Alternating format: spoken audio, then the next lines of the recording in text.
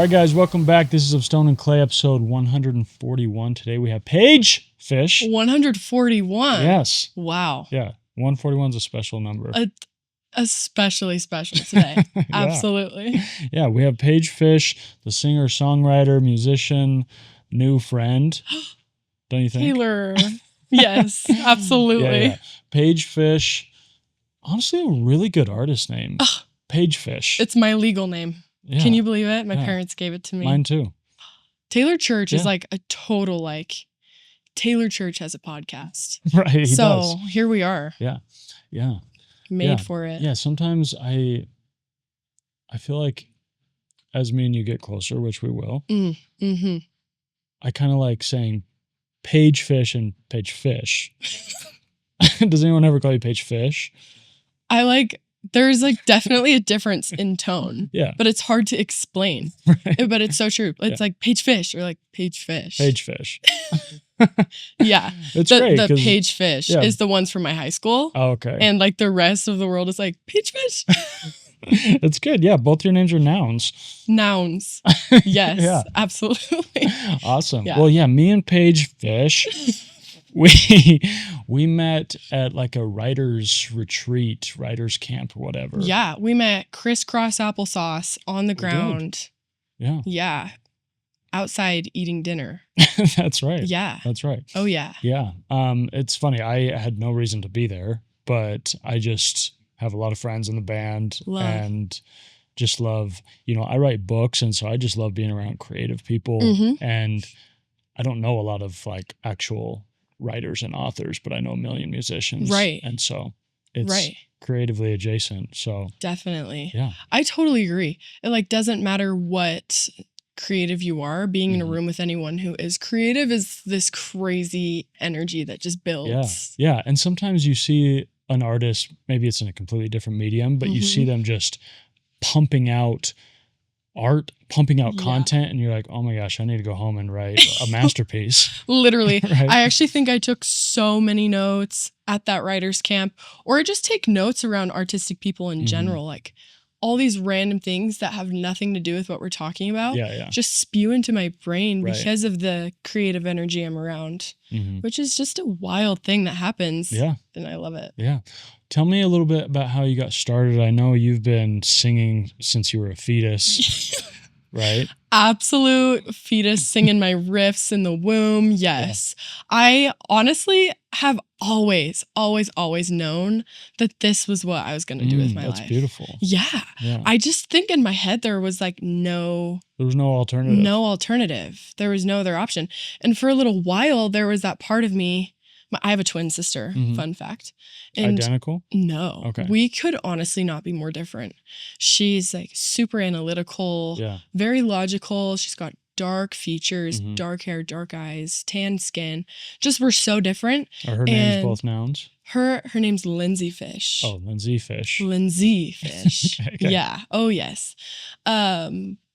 But she always wanted to go into dental hygiene. And that was something she knew since she was 5. Okay, wow. Because my dad works in the dental business and she just always wanted to, which I was like, that makes good money. Or dermatology makes good money. I was thinking logically for a little while, just that's kind of the world we live in. Sure. And I was always thinking in the back of my mind, okay, how can I make the most money? Hopefully help support my family one day. And then I was talking to my dad about it in freshman year. And my dad's like, are you Paige? You're like, no. Yeah. You need to definitely be somewhere that involves creativity. You would go crazy if you were behind a dermatology desk or were a dental hygienist. Right. Which incredible really jobs. Any desk. Any desk. Yeah. Anything that doesn't involve creativity, I wouldn't be able to do it. Yeah. So I have always been obsessed with it since the beginning of time, honestly. Yeah. And I started realizing I could write music when I was about 5. Oh, wow. Which was really so crazy. Were you just sort of writing poetry, or did you already kind of understand verse, chorus, pre-chorus? Yeah. You already understood that. It was the weirdest thing. It was I'd hear a song on the radio and be like, oh, it's a piece of cake. You just you recognize the patterns. Patterns, for sure. And poetry, though. When I honestly couldn't write very well, my grandpa or my parents, I would be like, can you write this down for me? I'm just going to tell you what to write down. Yeah. And we found those like a year ago, and they're like very nature-esque, just me talking about just a bunch of haikus. A bunch of very glittery things that like a 5-year-old would say. Yeah. But I totally recognized what writing lyrics to music was when I was like 5. Yeah. And it's super bad. Like it's me like clicking a few things on the piano, but like continuing it and singing over it. But then I really just would start to write full songs when I was like 8 or 9. Yeah. And they were super cheesy, obviously. Sure. But like I understood the assignment. Right. And so honestly kind of dropped it for a few years. And then it was so random. I remember the exact moment like that spark picked back up again. And I was 12 in a 7th grade assembly at my school. And there was someone talking about like muscle memory. And they're like, who here plays the guitar? And I was like, oh, I low-key forgot I like played the guitar. So I like rose my hand. He was like, after a while, you don't even have to look at what you're doing on the guitar because it's muscle memory. You can just remember it. Yeah. And I just remember hearing that and being like, wait, the guitar and like music is really easy for me. I haven't visited that in a while. Yeah. Because I was doing theater. I was in choirs at school. I wasn't really paying attention to songwriting as much anymore. Yeah, because you were a child. I was. Yeah. And I just was like, I wasn't even thinking about it. Yeah. For like 3 years maybe. But I always was fidgeting on the piano or singing something all the time. Like my poor family. Yeah. I literally don't even speak. But they were, I'm sure, musically inclined. Yes. Yeah. Both my parents are incredibly immersed in music. Just yes. And my 2 sisters are very into it as well. But when I hopped back into it when I was around 12 years old, I was like, okay, yeah, here we are. I understand what this is, and I just want to get better and better and better at this. But my parents are they're casual musicians, but they're good. Right. So my mom's the church choir director. She taught dance and music and was in theater her whole life. And then my dad had guitars laying around the house. He has a very good voice. We were always singing together. He's always in choirs and stuff.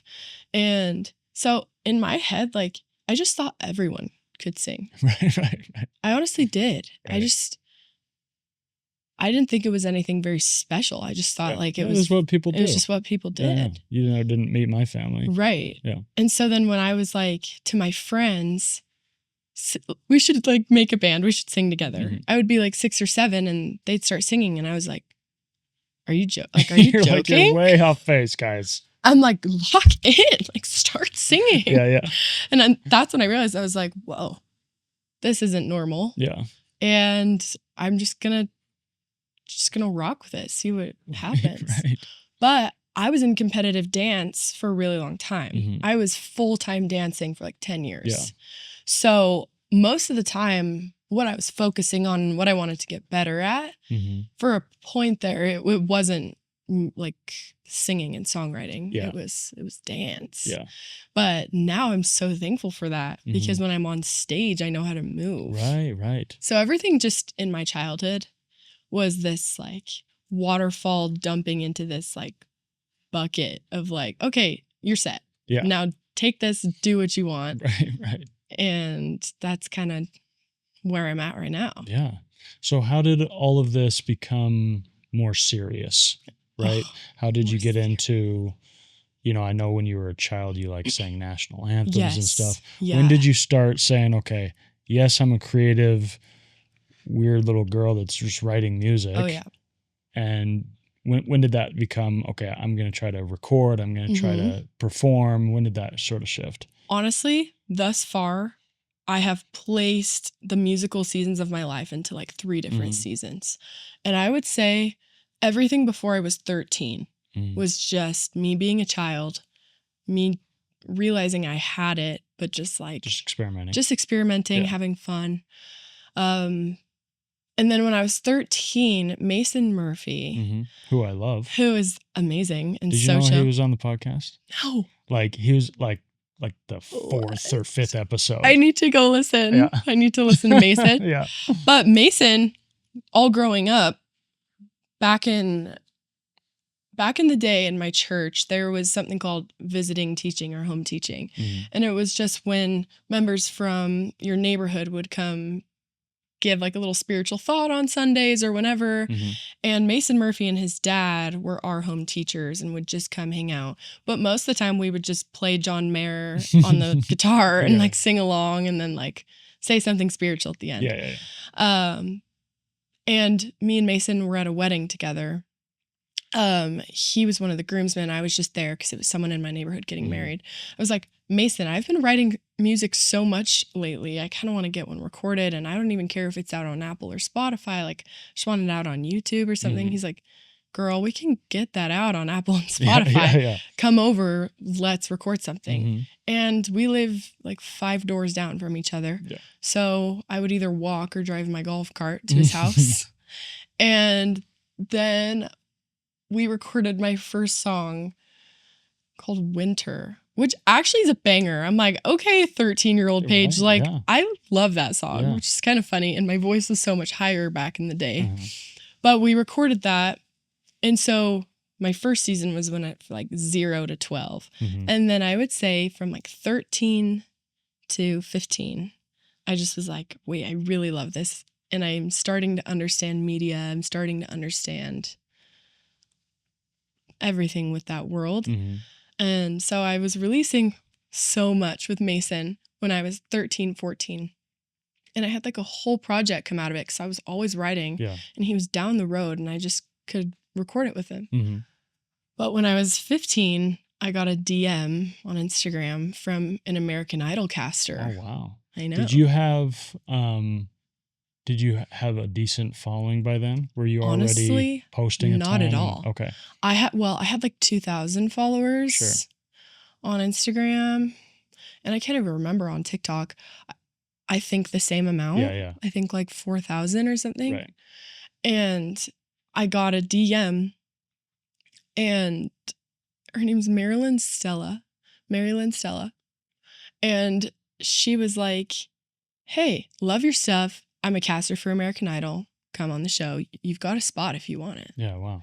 And I used to have once I gained consciousness, I got really anxious about performing in front of people, which was frustrating because I never had that in my first season. Well, when you're a kid, you just don't think about anything. Even know what's happening. You're just there to have a good time. You would never think like, I bet maybe people might make fun of me. Or... Right. You're like, they couldn't sing like this. Yeah. So I said no. I was like, I'm too young for that. I'm literally the minimum age. It used to not be 15, it was 16. So I am below the typical minimum age you can be on a TV show. So I said no. And then literally the week after I said no, my dad and my grandma were in the car and they're like, Paige, have you ever thought about going on a TV show? American Idol would be perfect for you. Yeah. Because they're such huge fans. And I was like, oh, they have no idea. Like, I just turned this down, whatever. And then I ended up telling them. And my dad was like, you sing this country song you always sing in front of people, in front of those judges. You're not going home. Right. And I'm like, no, you never know. Like, they could definitely send me home. And he's like, you're not going to get sent home. Yeah. And I was like, okay, I'll take your word for it. Said yes. Just started performing at a bunch of coffee shops and karaoke and little acoustic shows in my hometown. And then my nerves started to fade away. Yeah. I make it to like the top 24 cuts on American Idol's season 20. It was a great experience. Honestly, I have never seen more talent in one room in my life. Yeah. Insane. Not to mention it's Katy Perry, Luke Bryan, and Lionel Richie on the judges panel. Yeah. So it's just like, it's a heightening experience. I make it to the top 24 cuts, get sent home. I was a little relieved because it was my sophomore year of high school. And I was like, I'm excited to like be able to go back and go to the basketball games or go to prom. Like I was pretty excited about that. And then I ended up not getting aired at all. And at the time I was so sad. I was like, what? I've been you're telling me I've been committed to this show my whole sophomore year of high school. And now I'm going to get no visual it's not going to help trophy. your career. No, it's not going to help my career. Yeah. But it rumbled the ground of my career. Yeah. Especially in my hometown because they were like, oh, like this is okay. Like, let's go. Right. And so that was like the second season of things, was going on American Idol, realizing that this is what I want, even though. And realizing you can hang with these like really big artists. Right. Yeah. And it was very casual. It felt very normal. And after that, I kind of understood what social media was. And back in 2021, 2022, algorithms were prime. Right. So good. I miss it. Yeah. Now it's all jumbled and out of whack. Yeah. But I recorded the song with one of my good friends, and I was in it for fun at that point. I was like, I would love if this could go big one day, but I just like recording this song, whatever. Yeah. So I released the song with my friend, and the first video I post of it just blows up. And I'm like, what? Keep doing it. I keep posting like 2 a day. Yeah. And they're getting millions of views. Yeah. And I'm like, I don't even like the song that much. Right. But then I was like, wait, this is crazy. So I kept posting. And by the time the song came out, well, when it came out, it got like 1 million streams in a few days. Wow. And then now it has over 10 mil. Mm-hmm. And that's the point for me when I was 16 where I was like, oh, we might have something here. Like, yeah. Okay. Mm-hmm. So ever since, that's when I entered like my third and now season of my career, is where I'm like trying every day to do something new on social media. Yeah. Because that was a really good teller for me Mm-hmm. that like I caught something. Yeah. And if I had done it once, I can do it again. Yeah, exactly. That's how I've felt with my own stuff. Right. It's like you have a period where you're not growing or you're barely growing. Mm-hmm. And then once you start to hit, you're like, well, there's obviously literally millions of people that like whatever I'm doing. Right. Maybe it's not my best work. Maybe it's whatever. Like maybe you're a little insecure about it, but they love it. Yeah, the proof's in the pudding. So I'm going to keep going. Totally. And it is really motivating because even if you have kind of a dry spell, you're like, happened before. They've liked me before. Yeah. They're going to like me again. Legit. Yeah. And so it was a very, honestly, motivating experience. Yeah. I was so blessed. I was so thankful. I'm still so thankful. It's the craziest feeling ever to be so proud of something that you're okay with. Like, I saw this video on TikTok yesterday and it was like, I don't even care if people care or not. Like, I just want to create things that are beautiful. Yeah. And that's just how I've always felt. Right. Just because if I don't create, I go crazy. Yeah. So it's been a really incredible, like, unreal experience for me. And I have already gone lengths that I didn't even believe I could a few years ago. And because now you're touring and stuff. Yes. Yeah. I just went on my first tour and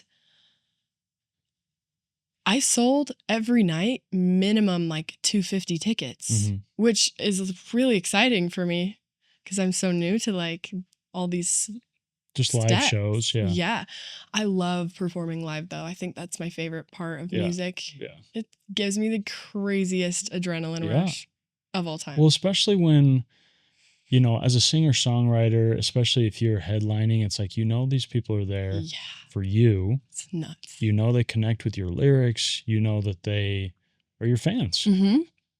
I know. Yeah. I like the word. I have never actually ever used the word fan in my life. It feels a little icky. It feels icky to me because when I look out and see these people, I'm like, you guys have changed my life. Right. Yeah. Heaven forbid I call it like you guys a fan. Right. Like that sounds. I'm like you guys are my dogs. You guys are my dogs. You're my angels. Like this is surreal. And sometimes on social media, you look at numbers, and sometimes your business brain thinks of it as currency. Sure. And so when I go on tour and there's like 300 people in the crowd in Chicago or North Carolina, somewhere I've never been, and I see these people, I'm like, I'm an idiot. Like, currency my butt. Like, you guys are souls, human beings that listen to my music. Right. And it's just this really heavenly experience where you're like, these people like get my art. They get the movement. And it's just like a really, really cool experience. Well, it puts everything in perspective. It does. Because if you had a video, like some little song snippet you put out and like, heaven forbid, it just flopped, total flop, and you got like 300 views. Right. You'd be like, well, this was worthless. This is worthless. I'm probably going to take it down. Mm-hmm. But then you see those 300 people in person. It feels massive. Yeah. Yeah. I've thought the same thing with comments. Mm-hmm. I get like 15 comments on this post, and I'm like, yeah, no one liked it. I needed to go like, this is a flop. Yeah. And then I'm like, if 15 people came up to compliment me in one day, right. I would go to bed that night being like, what just happened? Right. Like, what was I wearing? What was I doing today that caused 15 people to come up to me and compliment me? Yeah. So I totally try to stay grounded with the social media thing, but there definitely, and this is a strong word, there's definitely a part of social media to me that feels like a never-ending disease. Yeah, it's really tricky because whatever like level you reach, you start to get used to, right? And you call it a plateau. Yeah, but it's like, you know, I'm sure there was a period where you were like, oh man, imagine what it would be like if I had like 10,000 followers. Literally. Right? And now you're like, if I had 10,000 followers, I would be in a bad spot. You know, I'd be in the poorhouse. It's a disease. I'm literally like, I pray every single day. Mm-hmm. I pray every single day. This, for anything that has to do with being humble in any way. Yeah. Because the moment you get lost of where you are on your journey, you lose all value of how far you've come. Right. And so I think back to those times when I'm like, oh my gosh, I have 3,000 followers on Instagram right now. I'm feeling like I'm getting up there and I have some credibility. Right. And now, I mean, I have so much more to go. I like feel like I am at the very beginning. Yeah. And I love that I feel that because I just have that never ending drive and I never want to feel satisfied. Yeah. But I do have to always pray and always have this mindset that really keeps my feet planted, because then if you don't have that, you can become disappointed in yourself when you literally have gone so far and have done more than you ever thought you could. Right. And so it's a super interesting thing because social media has changed my life and really has brought me opportunities that I maybe would not have if I didn't have it. Yeah. But you have to find the sweet spot from the real obsession of wanting and striving for more versus feeling like it's never like enough. It's just like this crazy balance. Yeah, it's this weird combination where you don't want to like view yourself as like, I'm so special, right? Yeah. But in the same conversation, you want to also be like, but I actually am really special, right? Because I've done all this, right? And I've grown so much, and I've done all this by myself, and so yeah, how do you balance saying, "Well, I'm not that great," but also saying, "I'm actually really great"? I know. I've started doing this thing, and I don't actually know if I should or not.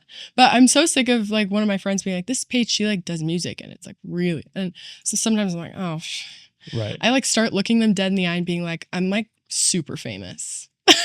I like say that so much because I'm so like not, but I want to be. Right. But I just and fame and popularity and everything. It's all this massive spectrum. It's a spectrum, man. Right? So I'll just be like, yeah, I'm like really, really famous. I'm a huge deal. I'm surprised. Because people are probably like, wait, what? Yeah. Like, this is so strange. And they don't know what the project is yet.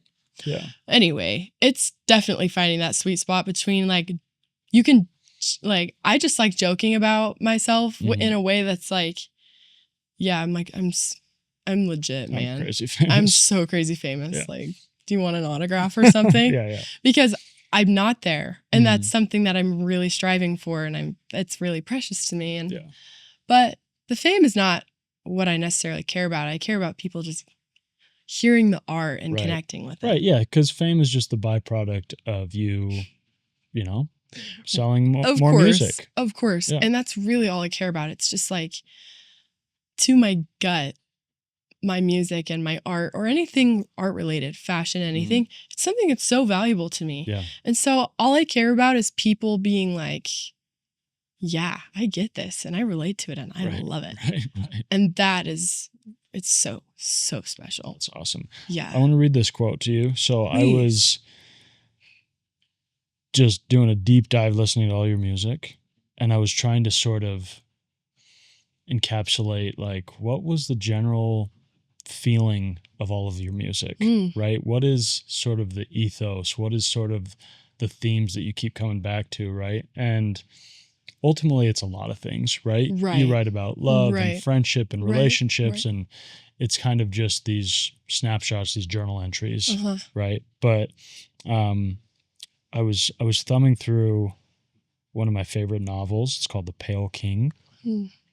And there's this little section where he's talking about sort of the what an amazing song can do to you and how it can make you feel. I'm excited. So it says, "This song is making me feel both warm and safe, as though cocooned like a little boy that's just been taken out of the bath and wrapped in towels that have been washed so many times they're incredibly soft, and also at the same time feeling sad.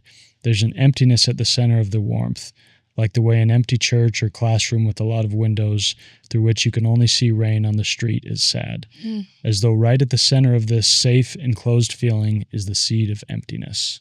Oh my gosh. And that's kind of how I feel when I listen to your music, right? Wow. There's a veneer of sadness at times, but it's also really warm and really comforting. Yeah. And that's the beauty of music, is you listen to a song and you're like, I don't even know what I'm feeling, but I feel something. Right. You know? Oh my gosh. First off, compliment that you thought of my project when reading that, but it's so true.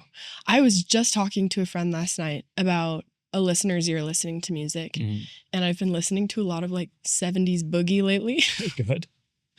Because that is the only form of music I can listen to where there's no breathing room for any other feeling except for happiness. Okay, that's like the only just straight one. Boogie. Straight up boogie, good time, fun, whatever. Yeah. But even literally any other kinds of music, you feel an emptiness, you feel a warmth, you feel a hope, you feel a despair.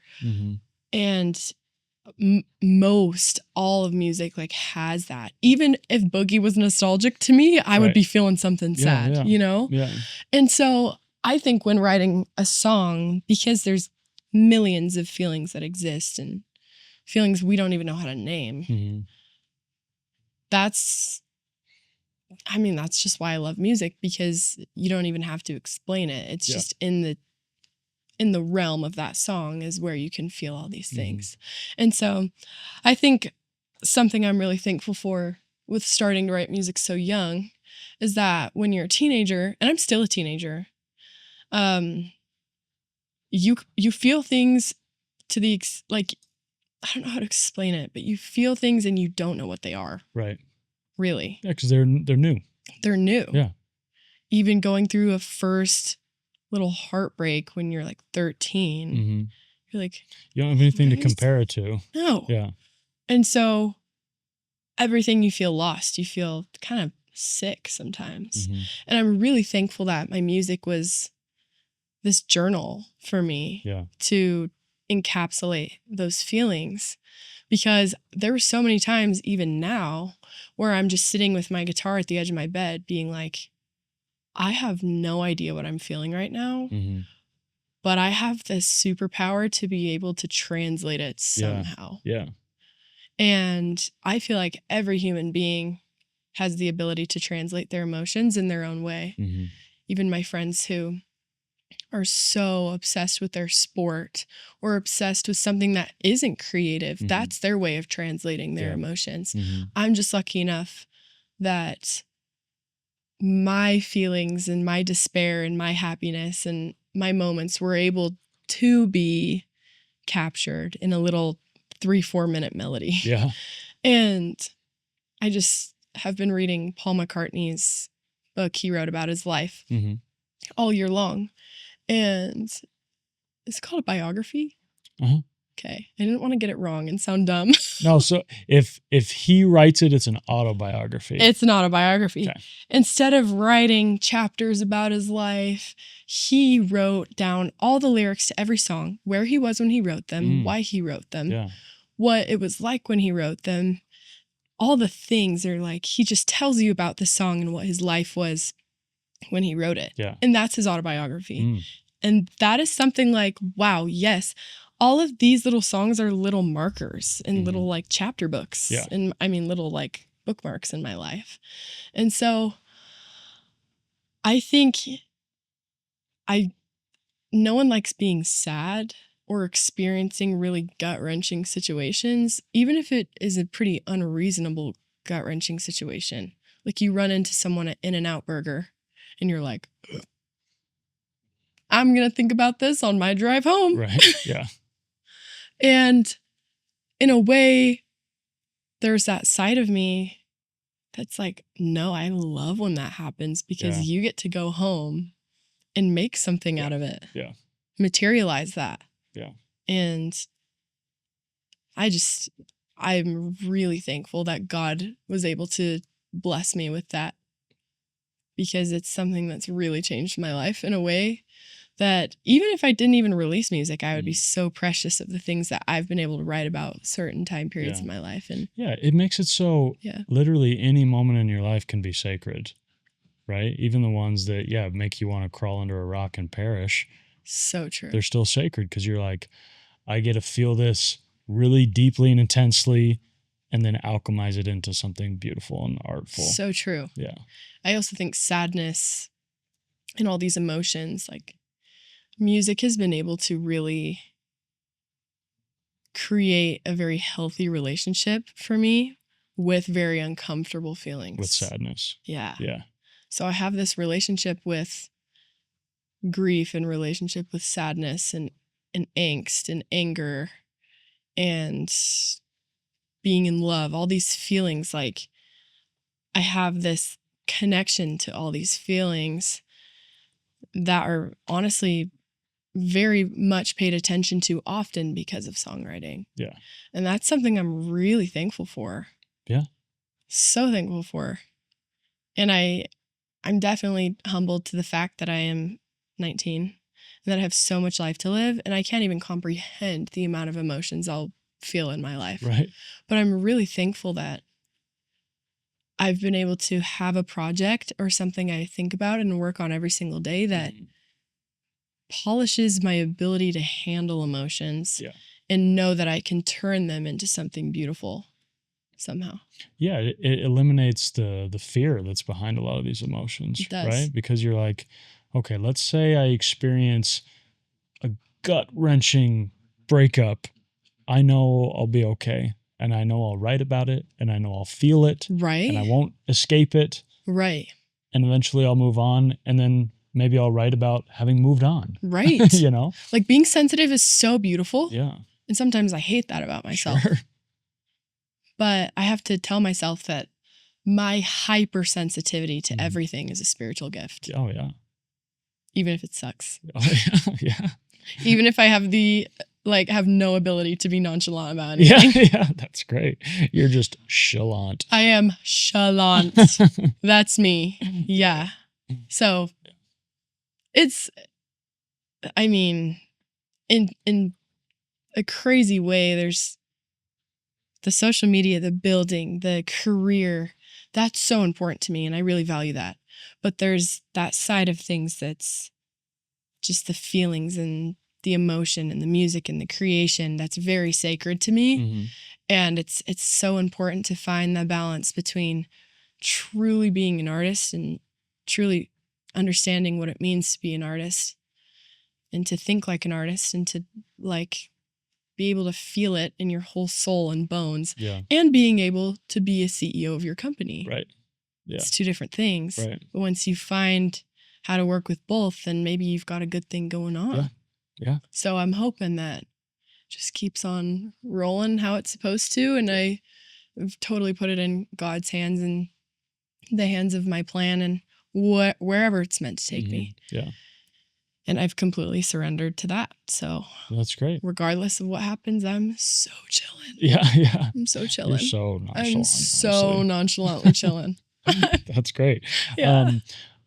I'd love to hear for you, what are the feelings, if you could describe and sort of define what falling in love feels like, what sort of thing that is, what's happening in our brain and in our heart, what do you feel like that is? Oh my gosh. I'm thinking about your song Lovesick. Oh yeah. And I love that word, lovesick. Yeah. Right? Because especially if it's one of your first loves or the kind of person you're with is really new, you're like, there's some anxiety behind it. Yeah. There's some fear. Yeah. There's so much excitement. There's just so much going on. Everything. Yeah. I think being in love is one of those striking moments where you can actually feel every single thing at the same time. Yes.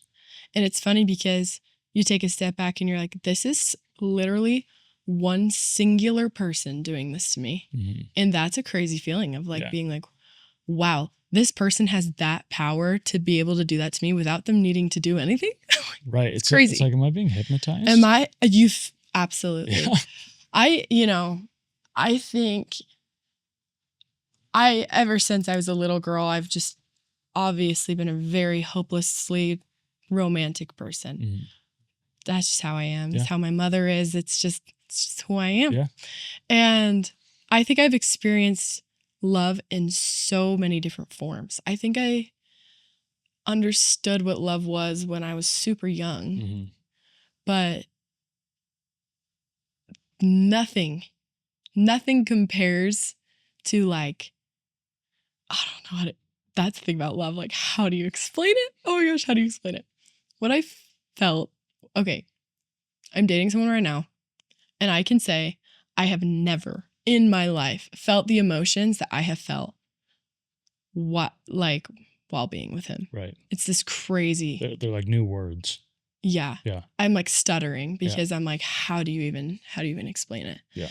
And that's how you know that you are just like to your core, to your bones in love with someone, because you're like, at this point, it's a force. It's against my will. Yeah. Right. At this point, it's this energy that's just like crazy.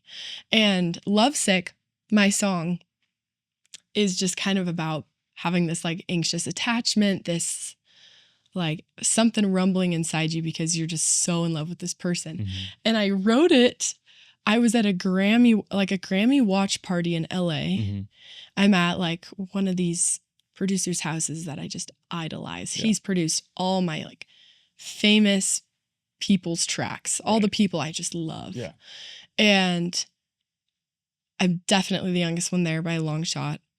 It's so new. Everyone is working with all these people on the screen who are getting these Grammys. Yeah. And it's just this heightened experience. And here I am where I've always wanted to be, in the circle that I praise. Yeah. And all I can think about is my boyfriend. Yeah. Yeah.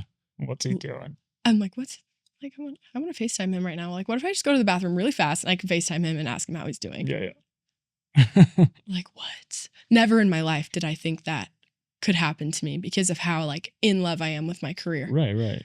And so I think discovering what love is for me is just the fact that it's just true admiration, like spewing out of your fingertips. You just admire even the silliest little dumbest things that they probably don't even notice about themselves, you know? And I think that's what I love about music is when you can't explain love in words without a melody, I feel like I totally can somehow in a song, which has been cool. I've never been able to write love songs before. Yeah. And even when I have written love songs in the past, I was pulling from what I hope I could have one day. Yeah. I was pulling from the sadness of not having it. Yeah. And I honestly have definitely been like a relationship person in my life. Even throughout high school, I was really not afraid to go on dates or ask people on dates, which is a little more rare with like girls asking guys on dates. I just didn't care. Yeah. Well, you And knew they'd say yes. I'm like, who would say no? I'm so freaking famous. I'm Right. so crazy famous. Like, who would say no? Yeah. Oh my gosh. I need to stop. Basically, I was never afraid of people. We're all just little humans here on earth. Whatever. I was very into getting to know people and getting to know what those feelings were and just really being in tune with them. But now actually experiencing what I'm experiencing now, I look back and I'm like, whoa, I actually didn't really understand what love was. Yeah. But I understood love for what it was at the time. Sure, yeah. And that's something super special and super wholesome. Yeah. But yeah, love is some fun stuff to write about. Yeah. Because like, how do you explain it? Yeah, and it's crazy because like you said, sometimes you think you're in love and then you experience basically just a higher love and you're like, oh, maybe I was in love before, but this is like, something. Was I? This is something completely different. Yeah.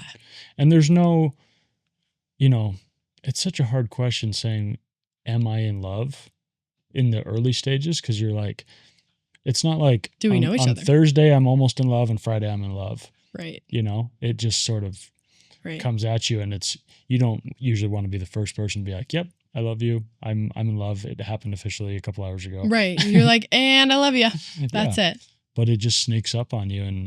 And sometimes even after the fact, you're like, oh, we broke up, but it turns out I loved that person. Exactly. Right. Hindsight is a crazy thing. It's going to be violent. Yeah. Yeah. Oh my gosh. Yes. And I feel like hindsight is really important. Clarity is really important. Yeah. I've spoken to a lot of people who have actually put themselves in a pretty hard place to get out of because they were so in love they couldn't really see what was going on. Oh yeah.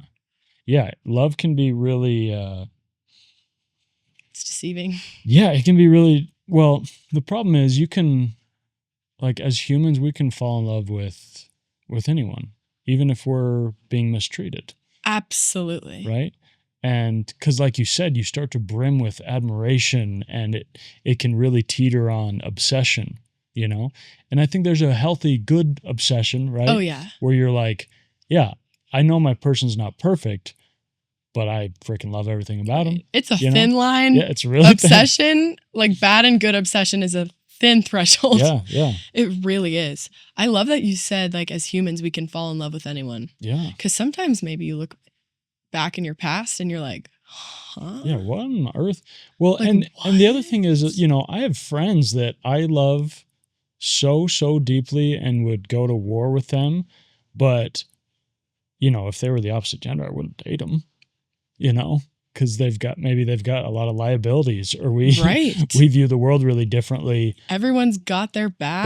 But when it's not romantic, it's easy to be like, well, I don't care that they struggle with this and this and this and this. Right. That's my guy. You're like, yeah, that's my homie. Like, I'll be there for them with whatever. Right. Right. But a romantic compatibility is so different. Yeah. And that looks different for everyone. And you're thinking so long term. You're thinking, well, I have to own a home with this person. I have to bring children into the world. And I want to be a little granny sitting next to this person on a porch swing one day. Yeah, like any swing. Any swing, really. Multiple kinds of swings. Right. Who knows? Yeah, I don't want to be a swinger, but I want to be none of that. I want to be on a swing. No upside down pineapples on my home furniture. It's not happening. Absolutely not.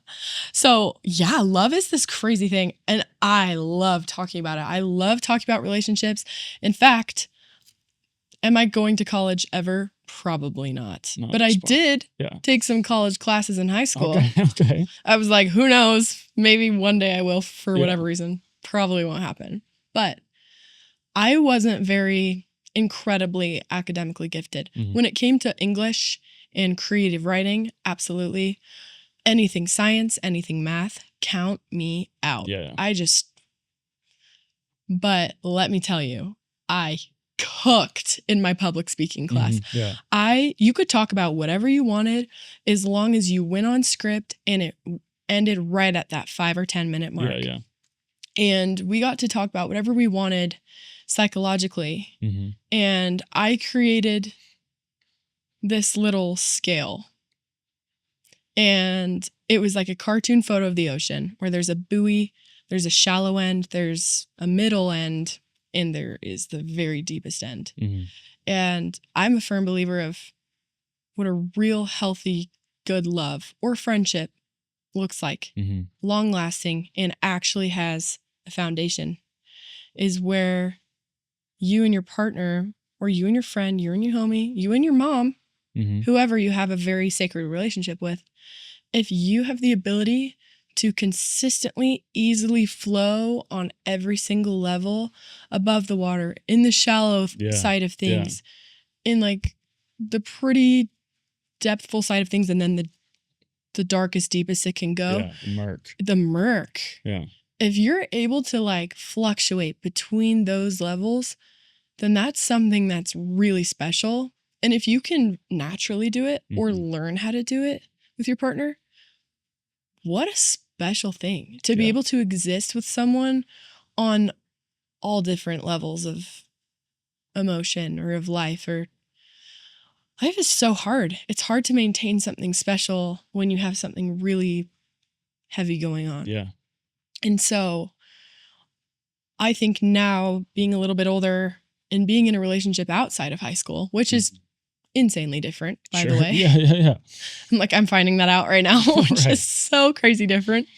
It's really special to be able to realize that you can exist with someone on lots of different levels of your life and be loved anyway. Yeah, that's one of the things I say when people ask me, like, what are you looking for in a person? I'm like, I want somebody that I can pretty effortlessly oscillate between deeply serious, intense, intentional, crazy conversations and just absurd silliness and inside jokes. Like that. Like you... And you go back and forth and you toggle between the two, because I need a high level of silliness and playfulness. Definitely. You know? Like that's so how me. I operate most of the time. Me too. Right? But literally. But I also want to be like almost in the middle of a joke, to be like, oh, but like, how's your dad doing? You know, like I want to be able to go back and forth without any sort of checkpoint. So true. Yeah. I actually, 2 nights ago, I was with my friends and we were sitting on just like chairs in my garage. We were talking about something so unhinged, so absurd. And I'm like, wait, this happened with you. Like, how's your relationship with grief been lately? Like, are you doing fine? Yeah. And I just was like, wow, I don't know if this is normal, but I like it to be normal for me. Yeah. I'm really a big fan of being able to fluctuate fast with so many different kinds of emotion. But yeah, I could talk about relationships and the dynamics of them and how special they are forever. Yeah. I just think, okay, I moved out for like 3 months in the fall, and I went to LA, and I lived by myself in this little house. And I think that's the first time I really realized for myself that life means nothing without company. Right. That you need humans. Yeah. Those are really isolating. Good humans. I have an amazing management, and I had 2 friends there from back home. One of them would come in and out, and one of them just like lives in downtown LA. And that was pretty much it. Yeah. But I would be in sessions all day. I would feel the company of someone creating art, even if we were strangers. But that was the first time where I was like, wow, does life actually mean anything? Yeah. Without company? Yeah. And the answer is no. Right. You can find beauty in all things, in isolation especially. There's a lot of clarity that comes with isolation, and it's crucial in a human's life to be able to have alone time and to be able to be alone. Yeah. Even if it's for a long period of time. Right. But if it's all just for you, it's kind of meaningless. It's meaningless. Yeah. It's so meaningless. And yeah. It's really profound to figure that out at a young age, though. Thank goodness. You know? I mean, LA is not for the faint of heart if you're 18 and moving out for the first time. Yeah. Yeah. Luckily, it's lovely weather. Luckily. It was like December, and I was in my roller skates on the boardwalk being like, woohoo, summer. Yeah. How do you personally deal with with loneliness, what is Oh my what is gosh. your relationship with loneliness, and how do you not spiral? Out of all the feelings that I have, me and loneliness are ops. We do not get along. Sure. But is loneliness kind of an old friend? Honestly, yeah, definitely. In a very odd way. Yeah. I was so blessed with a very strong friend group from my neighborhood all throughout growing up. Mm-hmm. We're talking like, there was like 15 of us. We all get along so well. We go on trips together. Nothing romantic with any of us, Yeah. females and males. Like, we all got along so well. But there is a loneliness that exists. Like, you can have company and be lonely. Sure, yeah. You can have everything you've ever wanted and be with anyone you've ever wanted in life and feel insanely lonely. Mm-hmm. And this sounds a little dramatic because I wouldn't have changed my high school life or my friends at all in high school. Mm-hmm. But there is an isolation in being like, I'm in a room with 20 people right now. Not one of them, I can say, think the way I do, even remotely close. Yeah. And that's fine because everyone plays their role in life. And if everyone thought like me, we'd all be like, I noticed you're sitting like a little weird. Are you okay? I'm not okay. Yeah. I noticed that you're like a little quiet for 2 minutes. Like, are you mad at me? Mm-hmm. Like, if everyone thought the way I did, I wouldn't like that. Sure. We yeah. all play our own roles. But I think loneliness is an old friend in a lot of ways because it's lonely to feel like there's things you value and there's things that are really important and fun and funny and special and cool to you that no one else is familiar with. Yeah. That doesn't mean they're against being familiar with it. Right. But it's just a lonely little, feeling. Yeah, there's little things that you're like, I know there are people I can connect with on this point, but they're few and far between. Mm-hmm. And if I do connect with that person on this little thing, we probably don't connect on this other thing. Right. You know? And I'm pretty sure that I'm pretty sure we're designed to not meet anyone who meets us on every single level. Yeah. There's such a beauty to me in incompatibility. Yeah. There's such a beauty in learning about other people's interests and other people's ways of thinking and what's special to them, what cools them down after a hard day. And like, I think especially in a relationship, what I'm discovering right now is that incompatibility is actually crucial because what is the point of a relationship if you already can meet like perfectly on every level? Yeah, then you're just dating yourself. You're dating yourself. Yeah. And what are you learning about yourself and your partner if you're dating yourself? Yeah. Which that works for some people. Do what you want. But with what I'm discovering, there's such a beauty in incompatibility and being different from people. It's a gift. Yeah. If I could count how many times I've learned something from someone who is so different from me, some of my strongest opinions now are formed because I listened to someone's opinion that was different than mine. Yeah. And I was like, wow, great take. Right. You sold me, you know? And that's something that's really special. So even though loneliness and I don't have a really good relationship. It's a little toxic. Yeah, it's toxic. It's so toxic because I'm thankful for it. Right. But then also I 2 nights ago was feeling so lonely and I called 3 different people because I couldn't sit there by myself. But the good thing about loneliness is I know how to cure it. Yeah. And that's relationships. Yeah. Whether that be an old friend or a grandparent or a parent or whatever. Yeah. Yeah, that happened to me. I was 6 months ago.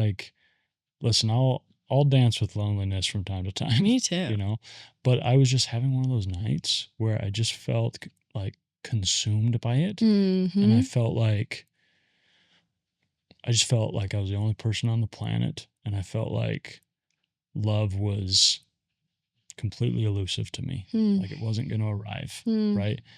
And I just knew I can sit in this and have myself a lovely little pity party, which I'm pretty good at. Oh, yeah. And I throw a great pity party. Like, you should see. I'll invite you next time. Oh my gosh, please. But I was like, I know if I reach out to a close friend that I'm going to feel less alone. Absolutely. And I just sent like a 5-minute voice message to a buddy and was just like, I'm going through it. Right. I feel like hot trash. Yes. And I feel unlovable. I feel all these emotions that come from a dark place that aren't filled with truth. Absolutely. But I'm feeling them. So I'm going to tell you because you're someone I love and trust. Mm-hmm. And he was beautiful and sent back just a loving message and wasn't trying to like give me a bunch of advice. Was just like, yeah, dude, that's so hard. Yeah. You know, we love you so much. Right. I'm here for you. And I felt so much better. Do you stay up super late? Do I look like I do? Do you? I do. Okay. I got problems. I have problems and I could sniff them out. Yeah. I sometimes I'm just like until like 4 a.m. This is part of the reason why I want to hear the same, why it's virtually impossible for me to have like a normal human adult job.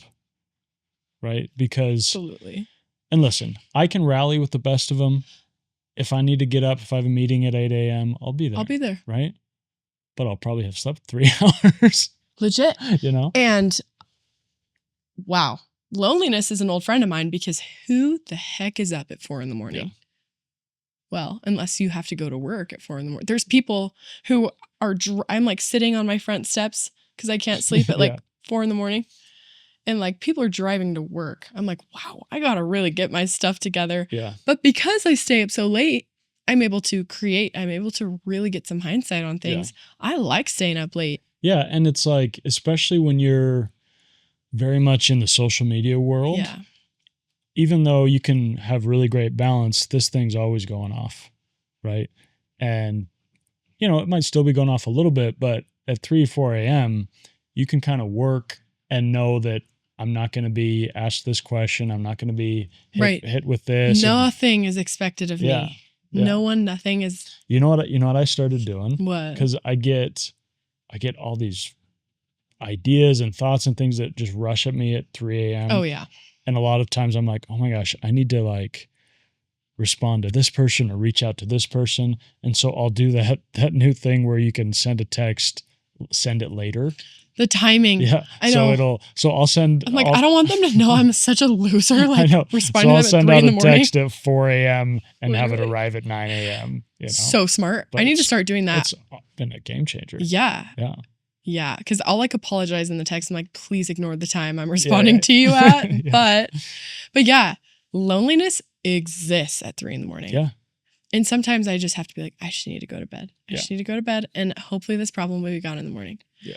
But yeah, songwriting and being an emotional person, I'm very in tune with a lot of dark emotions. Mm-hmm. But the one that I cannot get used to is loneliness. Yeah.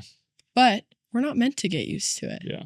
We're not meant to live in isolation or be lonely. And it's a good reminder to be like, humans are social beings. We're social animals. Well, and I bet you feel the same way. Like I have so many deep, meaningful, rich friendships, but I still get hit with the blues. I still feel lonely, but I know the sad reality is there's so many people out there way lonelier than me. Right. And so I know an amazing way for me to feel better, to feel less lonely, is to go help somebody feel less lonely. Me too. To reach out. Yes. That's so true. It's the only fix. Yeah. It's the only fix. Yeah. It's so true. And, I try to keep that mindset when sometimes I'm going through the motions socially, whether it's I'm at a party or I'm at church or I'm at something that I kind of barely want to be there. And I'm immersed in my own little pity party. But I'm like, gosh, I know there's people around me in incredible pain, in incredible seasons of loneliness. So if I can just get my crap together and be a little bit of a beacon, be a little bit of a smile for somebody. If you can channel what you're feeling and change it into something helpful, that's the fix. Yeah. Yeah. I have another quote I need to redo. I would love to hear. Okay, and it's not short. Give it.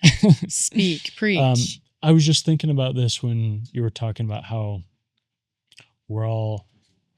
sometimes loneliness comes from just the fact that we're so deeply unique, right? And it's easy to think, can anyone really relate to what I'm going through? Really understand? Yeah. And yeah, maybe portions of what I'm going through, but like, because I'm sure that there's times where you're like, yeah, I have all these things connected to like music and my career that I feel like I can't really talk to about my friends that aren't in the music industry, right? But then maybe I'm going through a faith crisis or something with my relationship that I feel like I can't talk to like my producers and other musicians with. Absolutely. And so you're like, where's my perfect person that I can tell everything to? Absolutely. You know? Yeah. So this is by the same author, David Foster Wallace. He says, cool. Enormous, sudden, dramatic, unexpected, life-changing experiences are not translatable or explainable to anyone else. And this is because they really are unique and particular. This is because their power isn't just a result of the experience itself, but also of the circumstances in which it hits you, of everything in your previous life experience which has led up to it and made you exactly who and what you are when the experience hits you. What does that make you think? I think if Google were a person, it would see all my searches of like, is this normal? Yeah. Why do I think this when this happens? Yeah. I think if Google were a person, he would be like, girl, what are you going through? Yeah. And why are you asking me? Right. But that's just because like who gets it? Because like no one or nothing has had this chemistry. Yeah.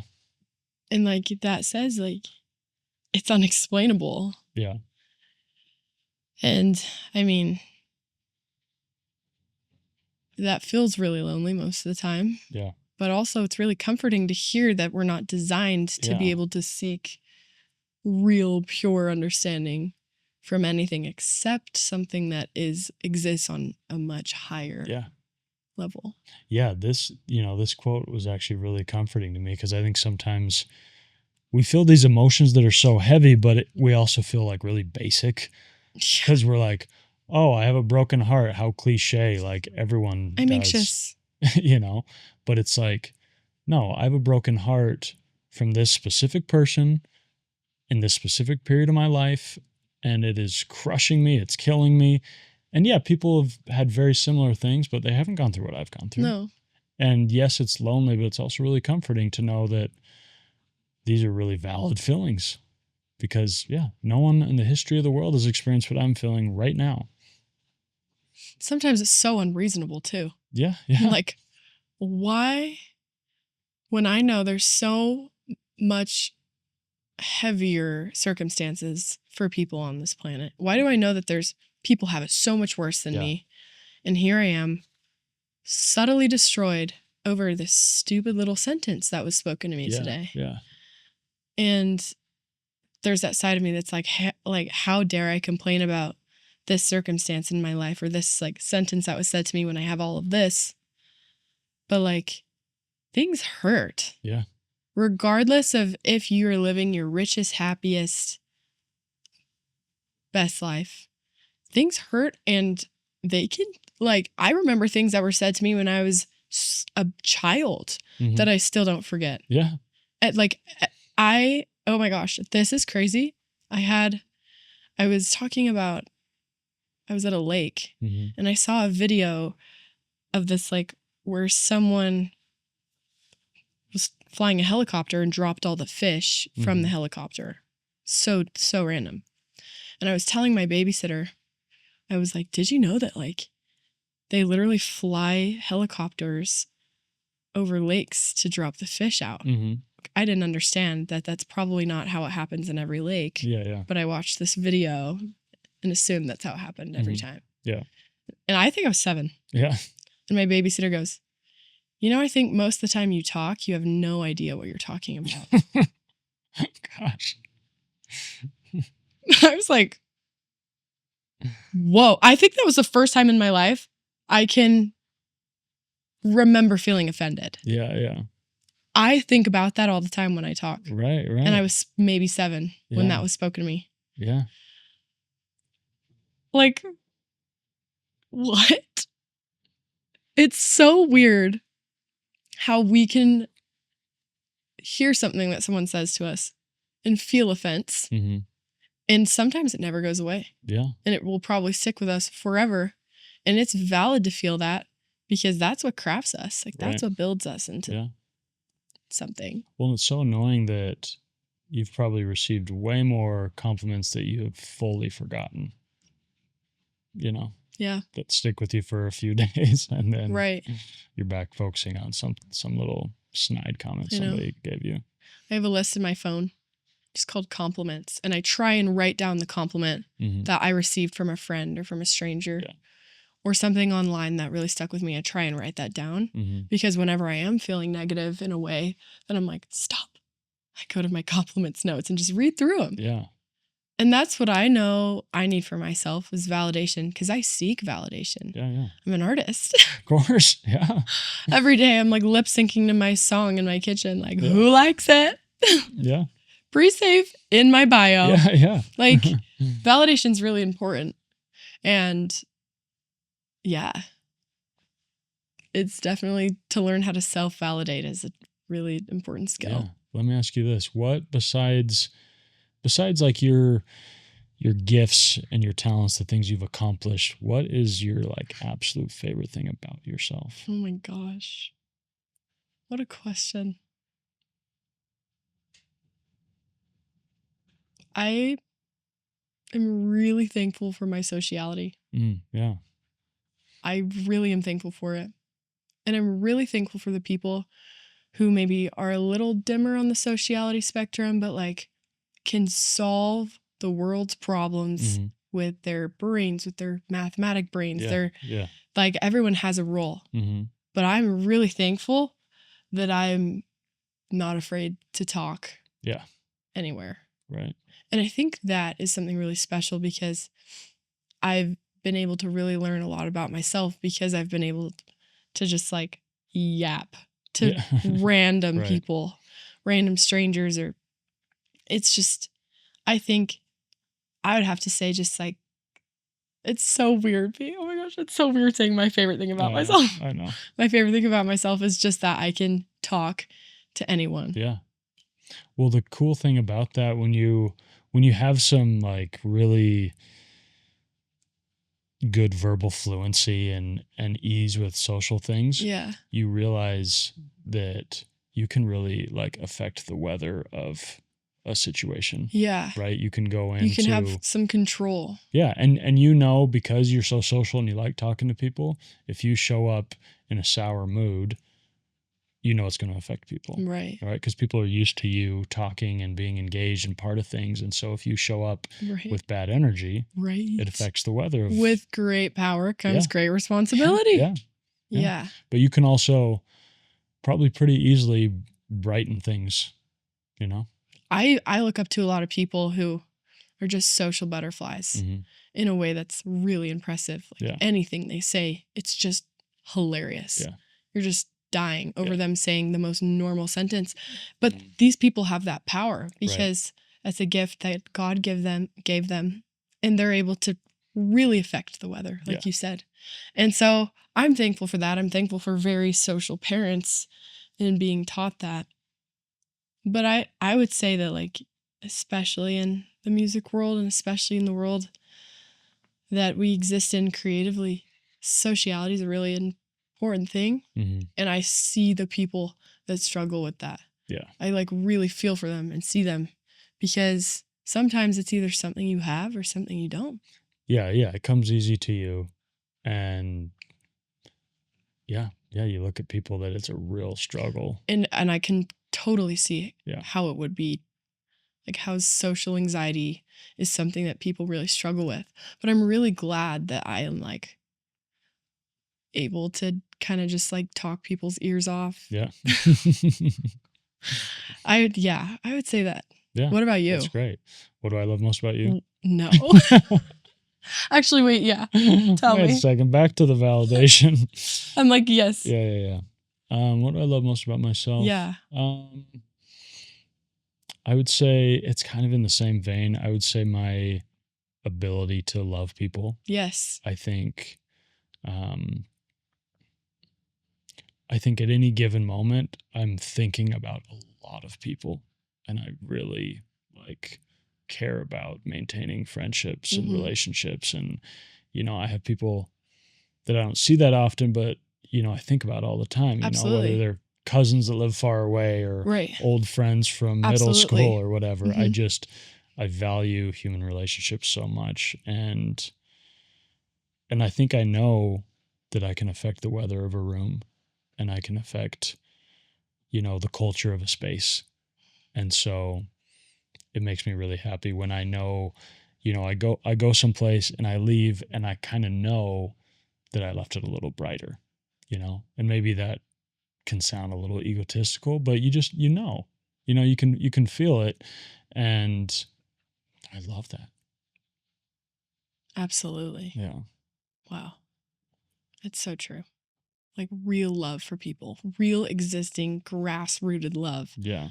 And care for people and their problems and the things they're going through and the state of their mind or being, like really caring about someone and really loving someone and what they're going through is something you can't fake. Yeah. You can, but it always doesn't work. What I love about that is it always gives me purpose in life, because I can for sure struggle with some nihilistic thoughts and be like, what is the point of anything I'm doing? I'm just stuck in some recursive loop and I don't see any benefit. But anytime I'm with people and I'm sharing love and I'm sharing light, I'm like, oh yeah, that's kind of the point of everything.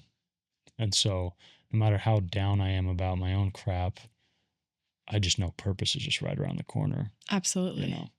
And that's really comforting. So comforting. So to me, it's like, I can be depressed, but I don't think I'll ever be like down and out.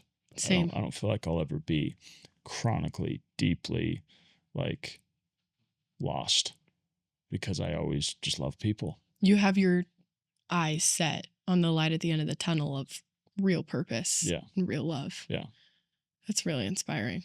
Yeah, it makes it so I'm not even really afraid of depression, because I'm like, it may come and go, but it's not going to hold me down. Like, even if something tragic happens in my life in the future, which, decent chance, tragic things will happen, right? But if something that is unimaginable happens, say I lose a child or something, I know, as devastating as it is, and I might be in a dark hole for a while, but I know that I'll crawl out, because I just have endless love for people and wanting to connect and wanting to be around people. And so it's never my inclination to isolate and to distance myself from people, even if I'm going through tragedy. So I'm like, yeah, I might be in a really, really bad place somewhere down the line, but I'll be fine. I think the threshold between heaven and earth is this thin. Yeah. And I think that's what really pulls me through very intense emotion or circumstance, realizing that even if something insanely tragic does happen and someone from your life maybe does cross that threshold, are they really that far from me? Yeah. No. Yeah. And same with really heavy emotion. When I'm feeling that, when I'm in the very darkest part of my brain and I'm like, how did I get here? I'm that close to changing something that's happening in my mind. And I think that's really a very good way to look at things. And it creates that sense of purpose of like, I may even sometimes have a chemical problem. Yeah. But in terms of comfort and the resources I have, like with knowing that God exists and knowing that angels exist, or knowing that even if whoever's listening, if you don't believe in God or don't believe in a higher power, whatever you find comfort in, if you're focused on that and you believe in that and you know that it brings you true to your core comfort, that's this close. Yeah. And I think that it's a really hard thing to think about when you're going through something very tough. Yeah. But I know that it's always there. And as humans, we're meant to fail. Yeah. No one's making it out alive. Like we're all gonna die. Right. And that's when that other side of my brain starts working differently. It's when I'm like, wow, okay, all of us are designed to fail here on earth, but men are that they might have joy. And so it's like, how can I be experiencing the hardest things I've ever experienced in the darkest places I've ever been, while still being like, wow, this is actually beautiful in a lot of ways. Like, it's just finding that mental space where you're like, this sucks, but this is meant to happen to me, and this is where I'm supposed to be. Yeah. It's a very interesting thing. Yeah. Tell me what it feels like. I know, there's some lyrics in some of your songs that I think touch on this. Tell me what it really feels like to experience like pretty true unrequited love. I was doing like a guided meditation the other day, and she said, close your eyes, imagine this bright white light consuming you from your head to your toes. And this bright light comes from a source that never has led you astray. It may have been a complicated thing, but it's never led you astray. And when I was feeling that, or like imagining that, the only feeling that I thought of in that guided line was love. Love from God, love from my parents, who absolutely have my best interest. And I'm so thankful for that, because maybe that's not the case for some people. I think that experience of being just completely absorbed in love is a very sacred, very, very precious thing that I would literally give my life to protect. Like that real love that I have and that connection. It's that feeling, and that we've spoken about before. It's more of a force than anything. Yeah. It gets to a point where it's not even up to your will anymore. Yeah. Sometimes love can be really complicated. Yeah. And I know religion can also be very complicated for a lot of people. It can be traumatizing for some people in a lot of ways. So everyone's different with what they fully believe in and fully love. But that feeling is just something that is that bright light that just absorbs me. Sometimes it's not all the same colors. Sometimes it's like a mess. Yeah. But it absorbs me regardless. And I think that's something that's really, really precious to even experience in the first place. And I'm like so open to it in every way. Yeah. Friendships and real like love, and just it's an overwhelming feeling. Yeah, it really is. I love it. Yeah. But what is, when we talk about unrequited love, when it's not reciprocated, when it doesn't come back. Yeah. What does that feel like? Oh, it's like this like desperation almost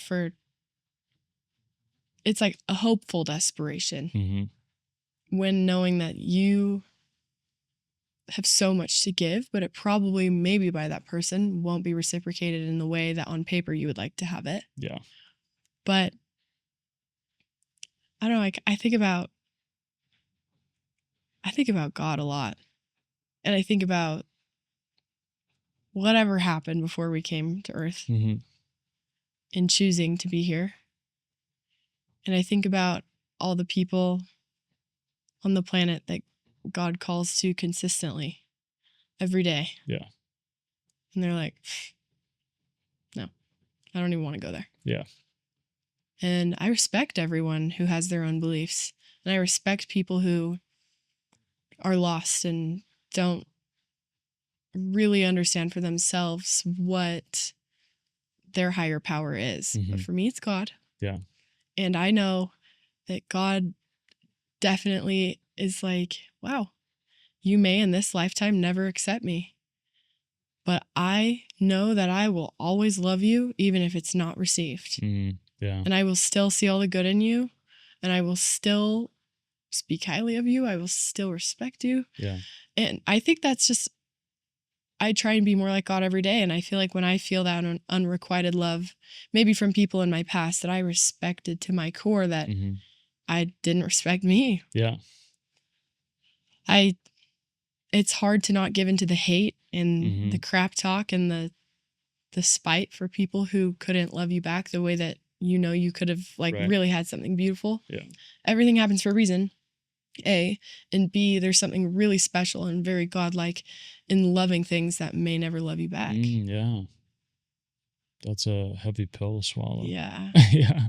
It is. One of your lyrics I wanted to ask you about, you talk about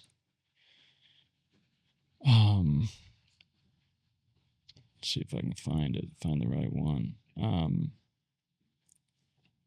Yeah, you say, I wonder if I was who pushed you away, but even then I shouldn't have to beg somebody to stay. I really, really, in your song Earth. Yeah.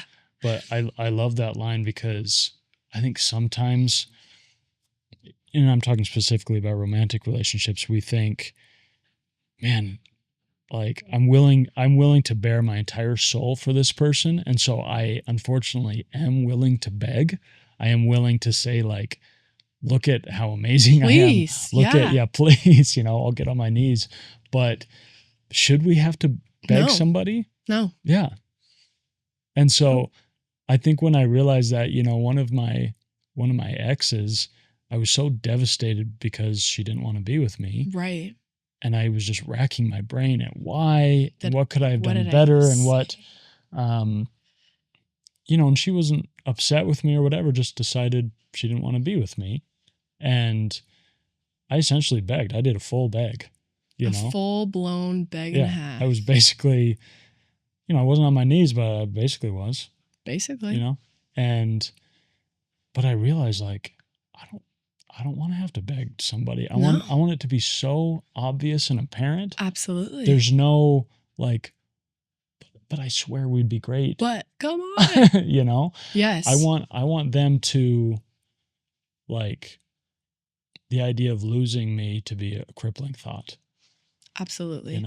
And if someone can look at you dead in the eyes and be completely fine with you marrying another woman and you living a life without them in it, then maybe they're completely not meant to be in your life. Yeah. And it sucks. Yeah. So you're like, excuse you. Yeah. But there's such a power in being like, in the unrequited way of things, you may never love me, but I will always appreciate you. I will always love you. But I'm not going to, I shouldn't have to beg. I know my worth. I know how cool of a person I am. And because of that, I'm going to be forced to let you go. And so when I was writing the song, I was 16 on like the edge of my bed and I had the lights off. I wrote it completely dark. I was like, it just added to it. Yeah.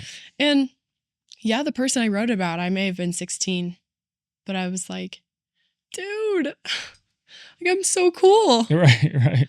Like I have that love for myself. I've worked for that love for myself, and you just kind of have to accept it. Yeah. You shouldn't, because you should never have to beg. Right. Yeah. It's horrible. Yeah. It's a really beautiful truth, because I think a lot of people maybe don't physically actually beg, but they're they're trying to make it work. You rack your brain for any alternative. Yeah. Anything. Yeah. Any compromise, anything. Right. Yeah. But it's like, I look at the few people, I've dated probably way too much, but I've, the few people that I really, really loved and really would have done anything for, there was no negotiation in my brain. Right. It was like, I'll go to the moon with this person. Right. And there's the idea of them being with somebody else makes me want to die. Nauseous. And so, yeah, if there's any doubt that I'm your guy, that might be devastating, but we'll see you later. Right. You know? Well, you want someone to look at you and be like, holy Taylor, yes. Yeah. To the moon. Yeah. To the moon, nothing else. Yeah. You know? And wow. I mean, life unravels the way it's supposed to. Mm-hmm. And I have complete faith in that. Yeah. And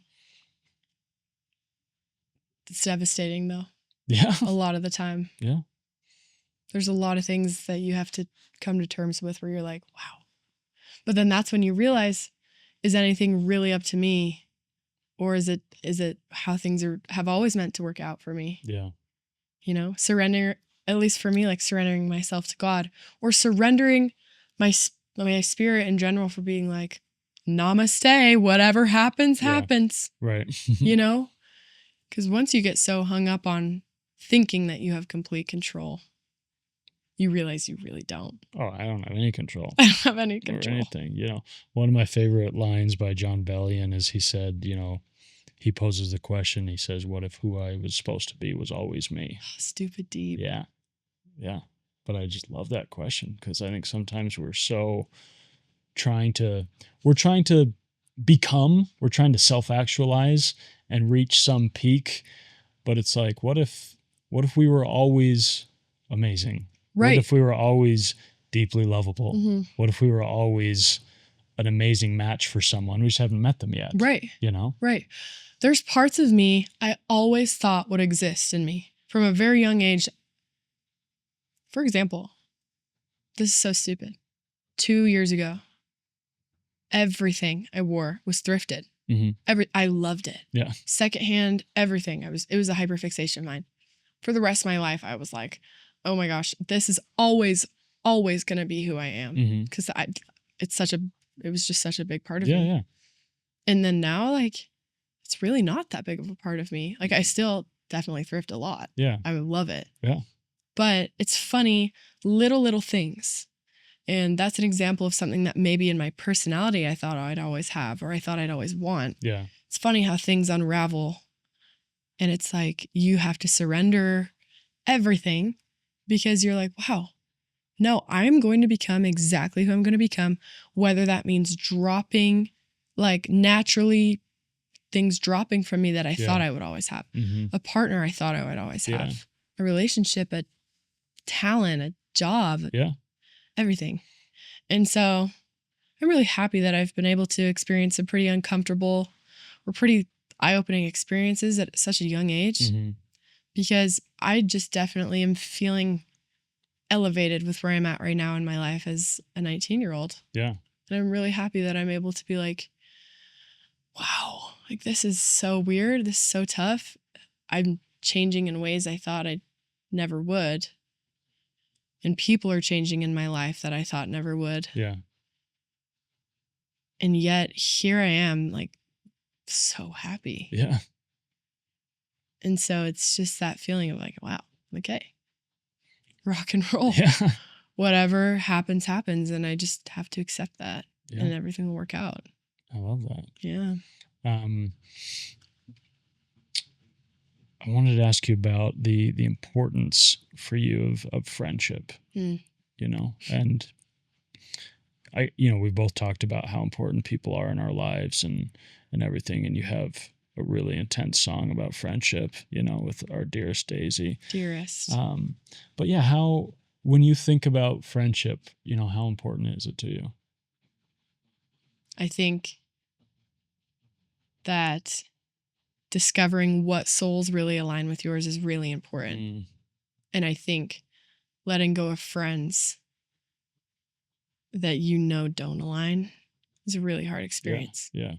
Because I truly believe that you can align with someone at one point in your life. And then a few years later, you're like, whoa, it's not meant for me. Well, and sometimes you still have a really great connection, but their new group of friends, they're just not really your people anymore. Or who they're becoming is not really your style anymore. Or what they're now believing and what they're now becoming. And that's has been a very hard pill for me to swallow.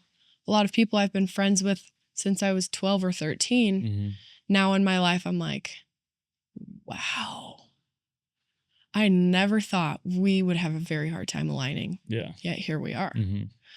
And it doesn't matter, though, if you're friends with someone who's very, very different from you. Yeah. You can be friends with someone who is so opposite of you. Oh, yeah. And it's a great connection. But it's you feeling like you're 100% supported by them and they're friends with you for the right reasons. Yeah. Once that gets messed with, Mm-hmm. you're like, you can't go back. Yeah.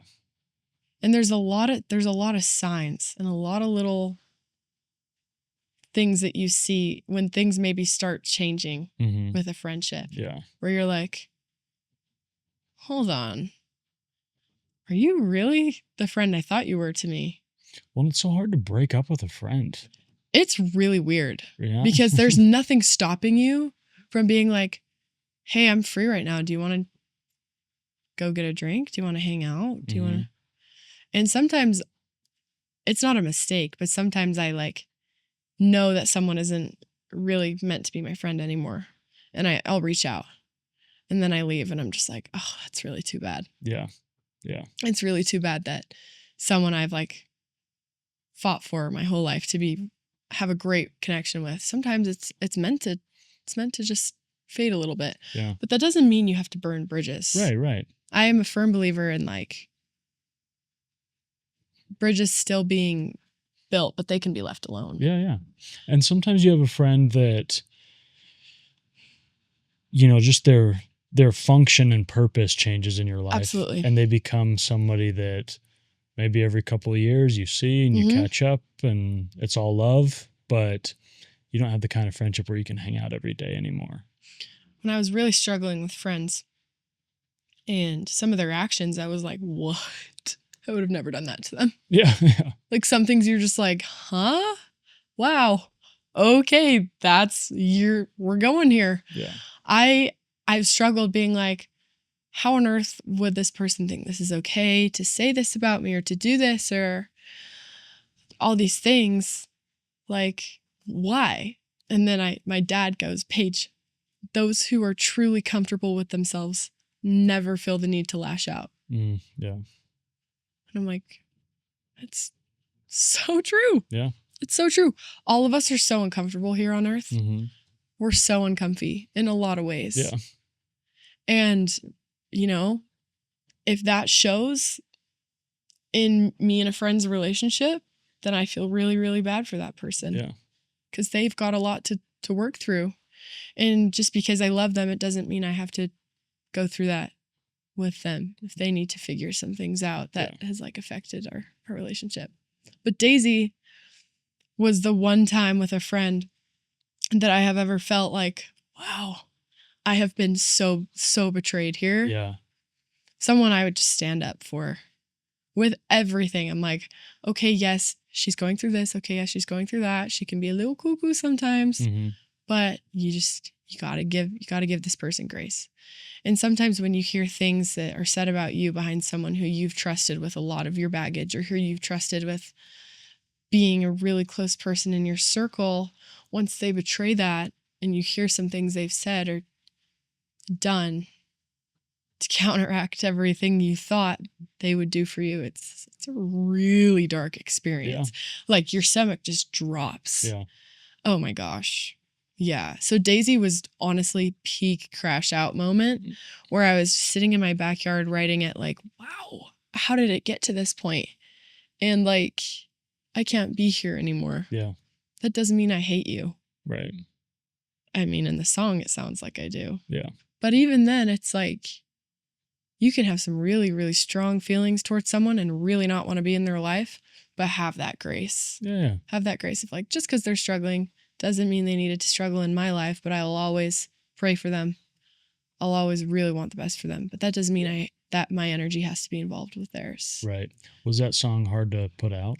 Honestly, yes. Yeah. And people were super nosy with that one. Because everyone wants to know who it is. Right. Right. Did I sometimes say who it was about? Yes. Mm-hmm. But it was really hard for me to put it out because I like a very conflict less life. Yeah. I do not like conflict very much.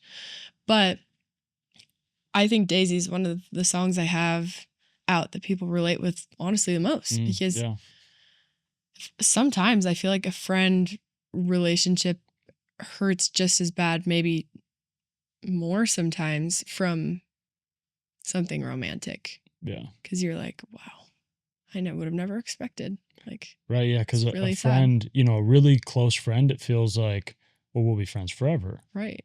And sometimes in the beginning of a relationship, it's still very up in the air. And so the breakup might really hurt, but you're like, well, there's someone somewhere. It was a 50-50 chance it wasn't going to work out. Right.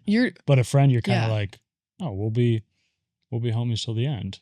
To be like willing to win, you also have to be willing to lose. Oh, yeah. And in a relationship, you know that. Mm-hmm. You walk into that being like, ooh, okay, I'm putting my walls down. Like, I really love you. And these are really, really special feelings. Yeah.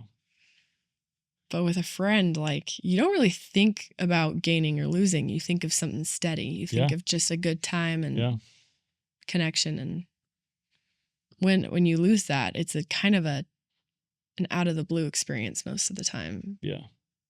Or not. Or it could be built up and you're like, wow, that's really unfortunate. And that's something that kind of haunts you forever. Yeah. Have you ran into this person since the song came out? Oh, yes. Oh, I'm super friendly to this person. Yeah. That's the irony. Right. Because I really, really wish the best for her. Right. With everything in me. Do you think it's clear enough to her that the song's about her? I don't think so. Really?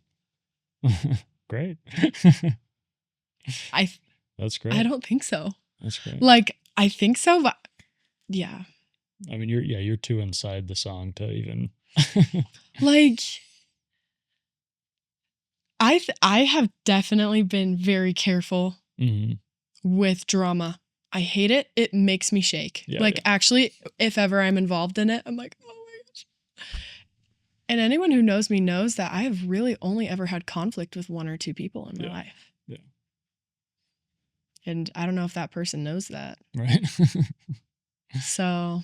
And the truth is, not saying this person is, but some people are just,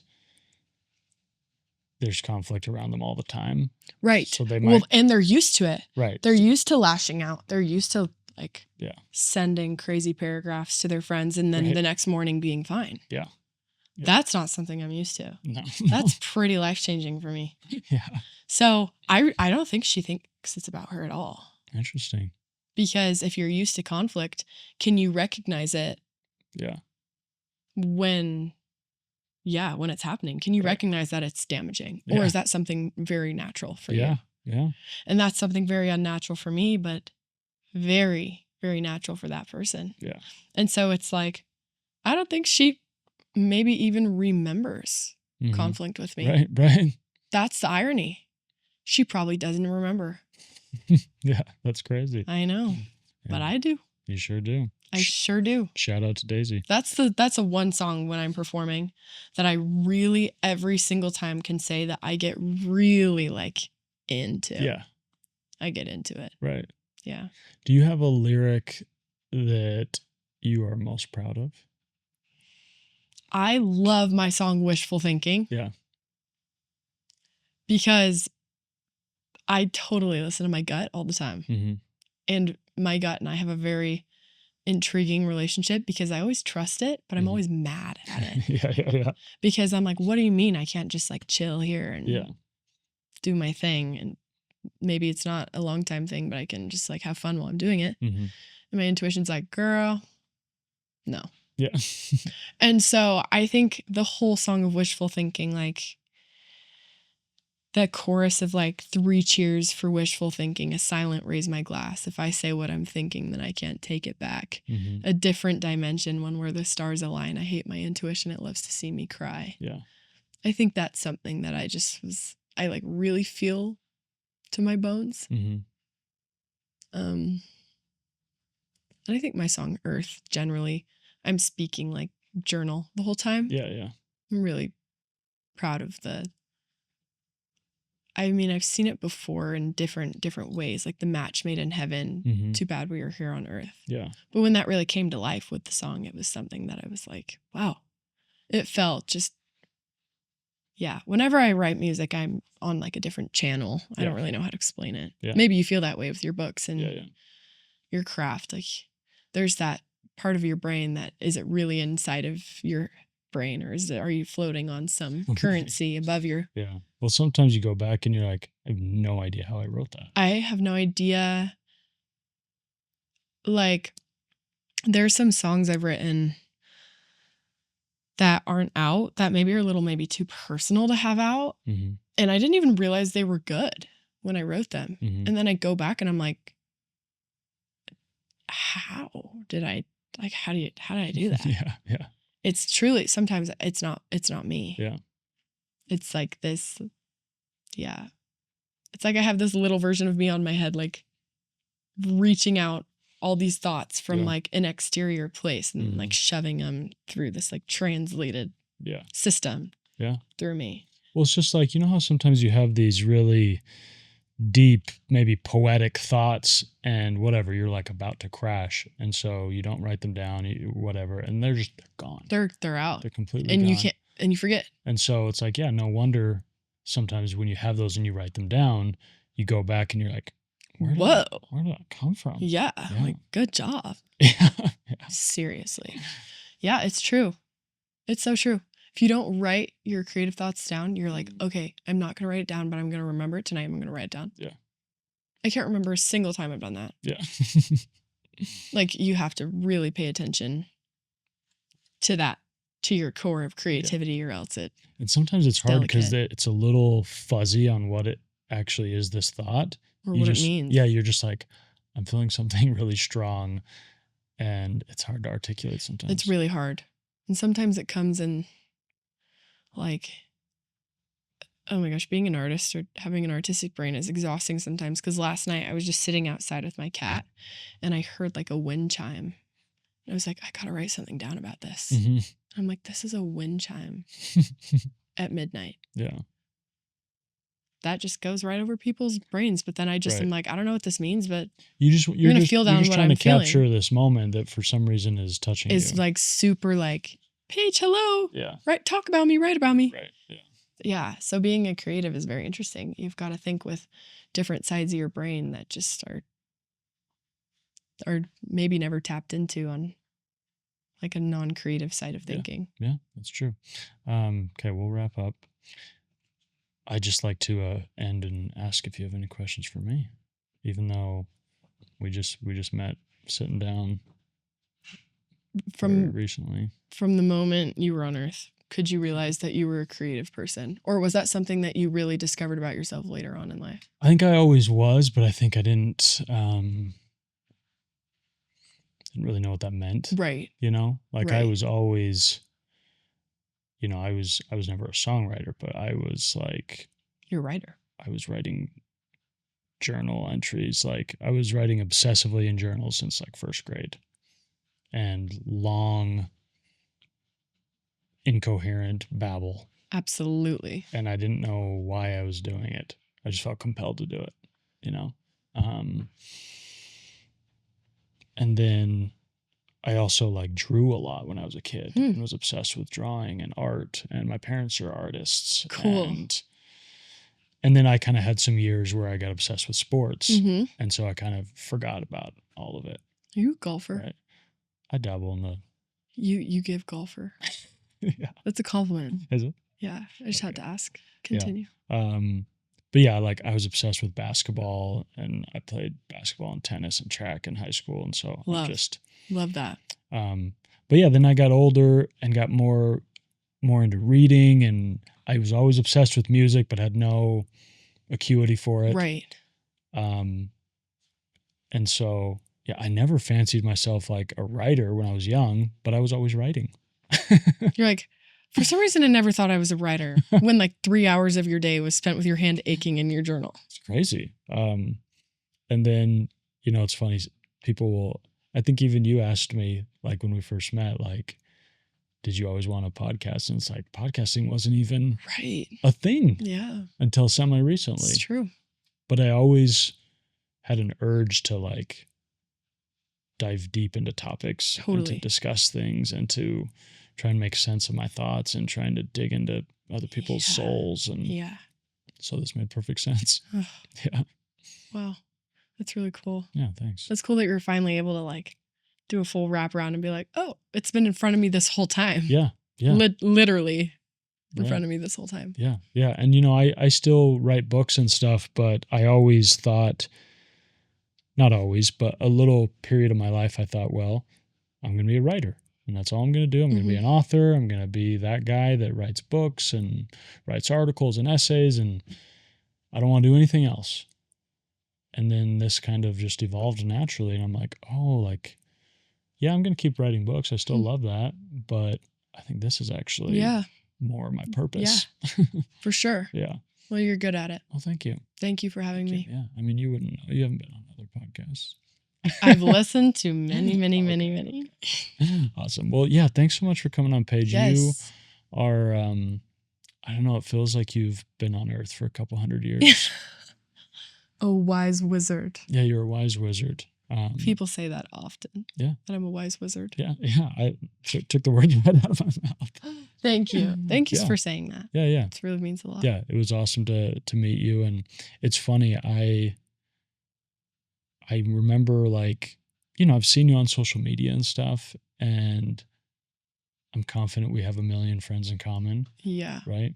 Yes. And I had, you know, had the thought of having you on the podcast a while ago, but I think, you know, for whatever reason, we met at the right time. Absolutely. And yeah, it was awesome.